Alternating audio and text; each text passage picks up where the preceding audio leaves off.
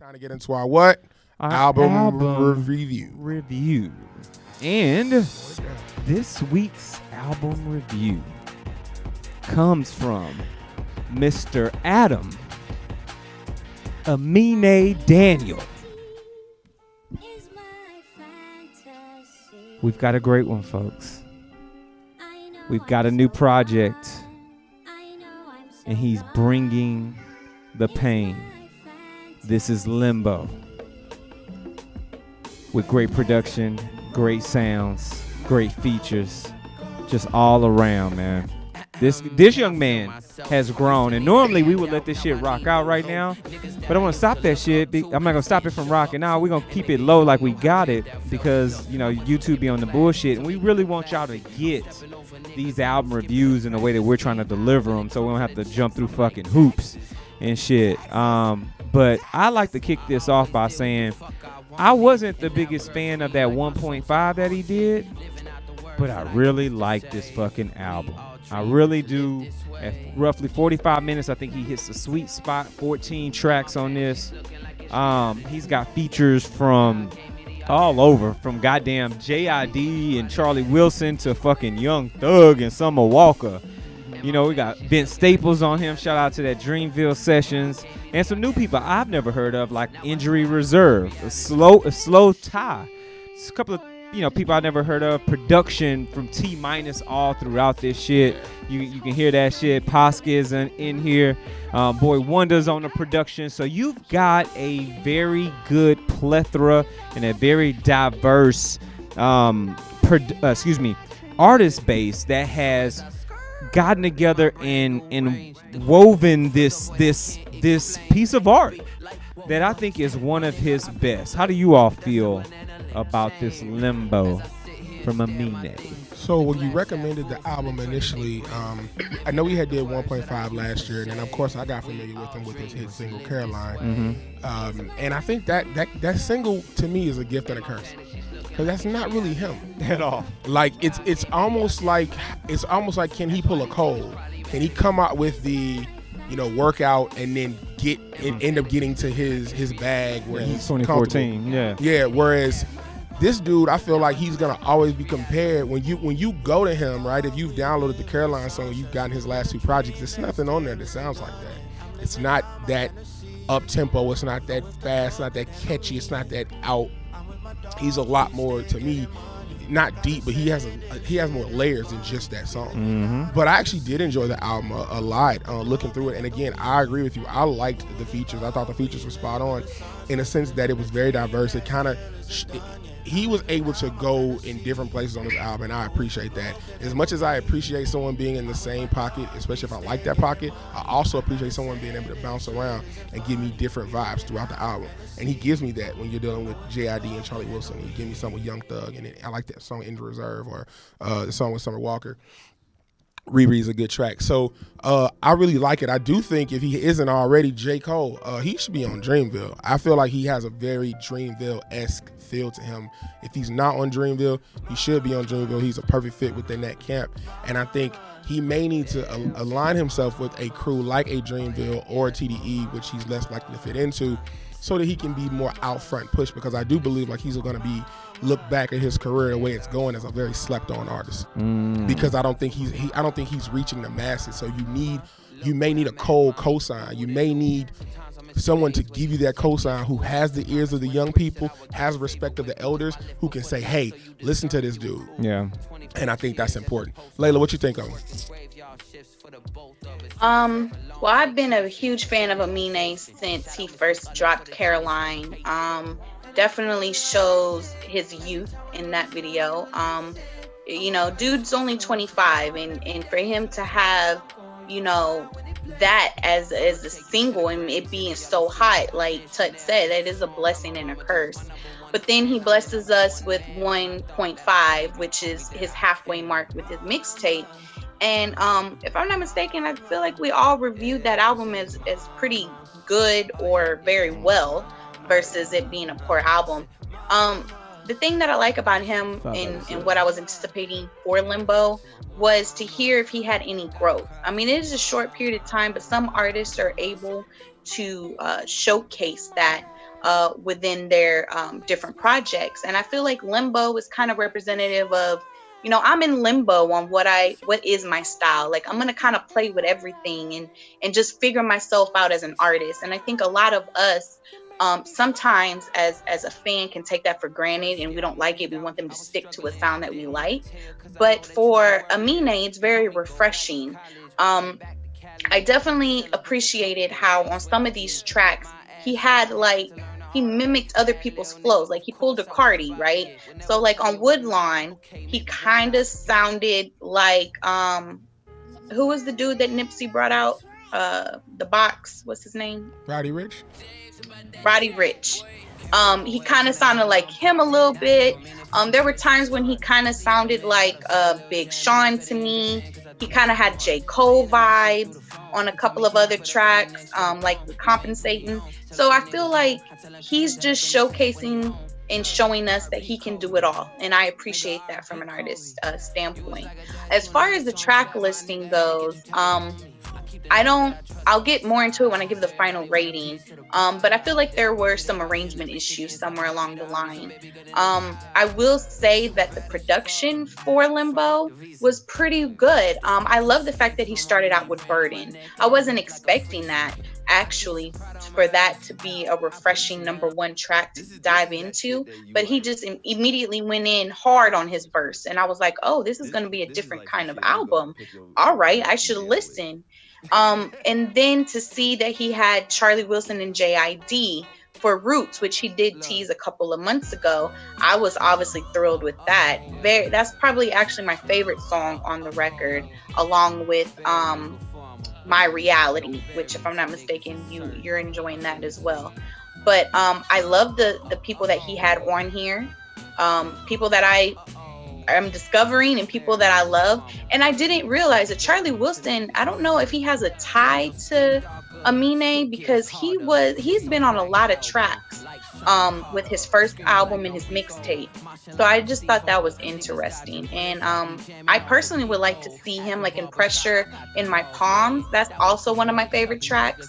And I would like to see him play off with West Coast's own Vince Staples. I feel like they have a lot of banter amongst each other, and I would like to see more from that. But yeah, I enjoyed it. That's what's up. I'll hop into my Bippa, because obviously I think we all have some. Well, let me say this. My only challenges with this album, I think, goes back to arrangement. It goes to and specifically, well, let me not say arrangement, but let me say playback, because I think that there's some redundant feelings, like between Mama and Becky.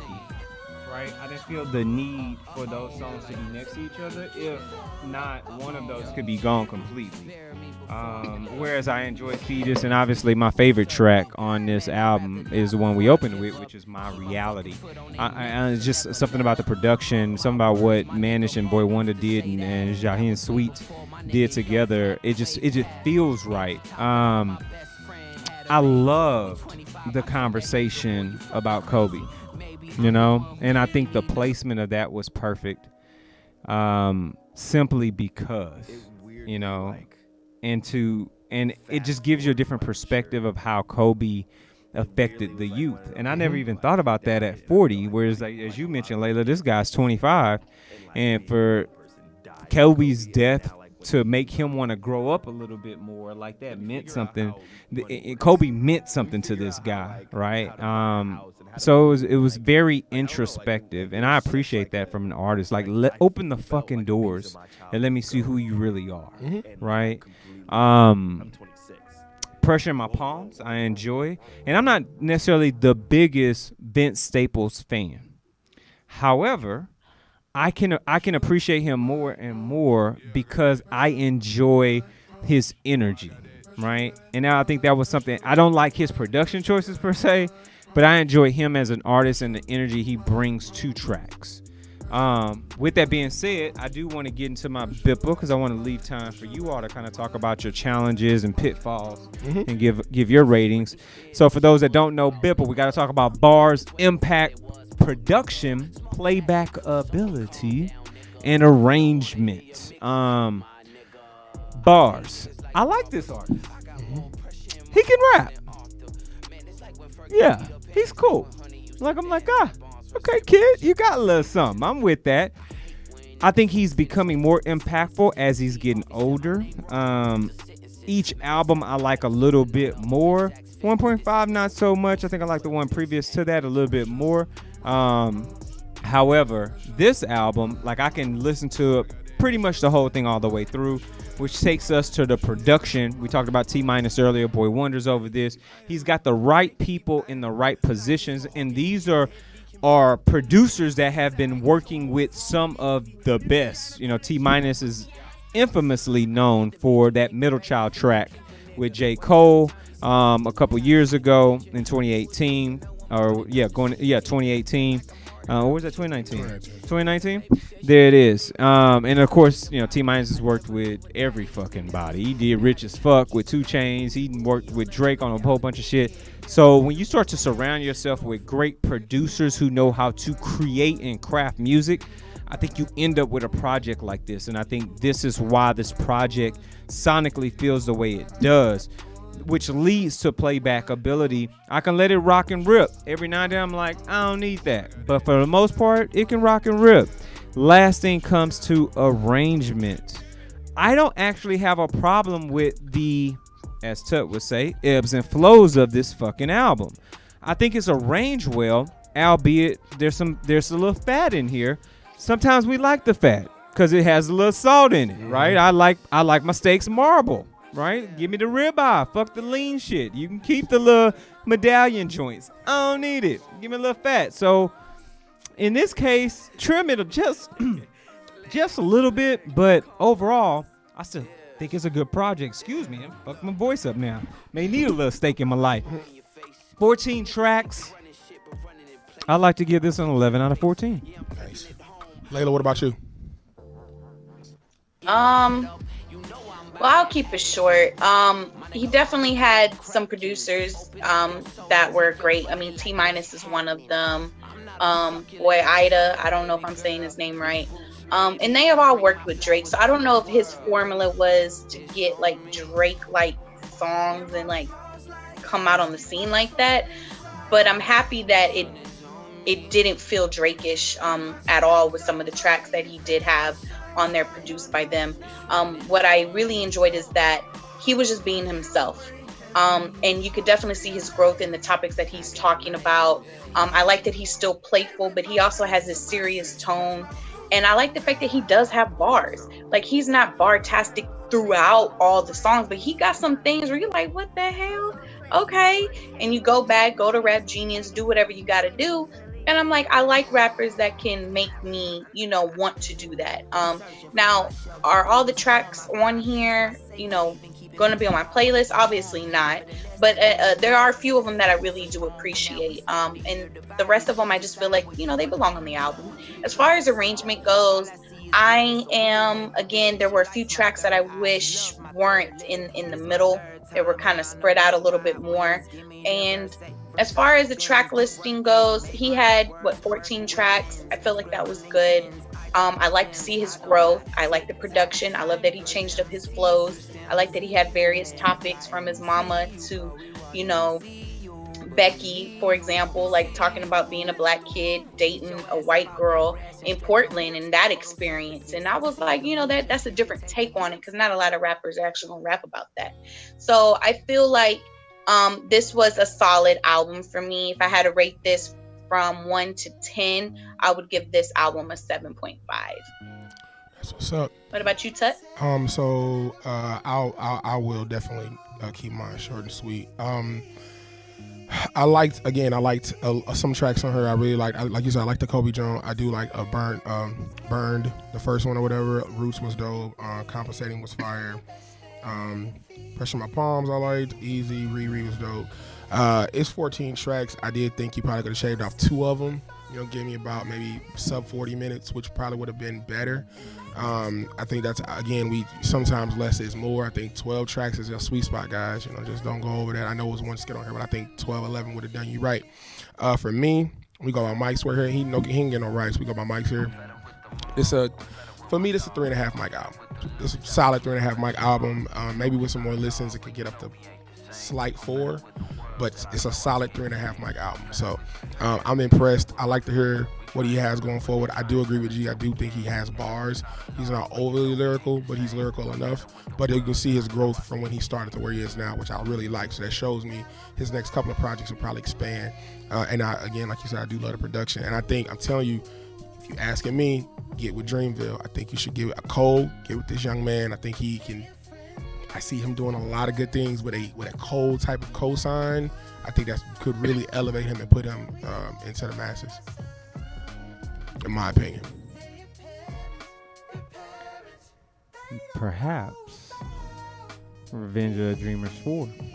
Some tracks on there, maybe see how he plays off. I mean, he already had a good flow with JID.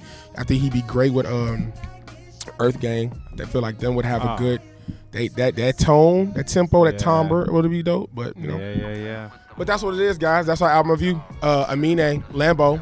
Everybody liked it. Good album. I think everybody gave it.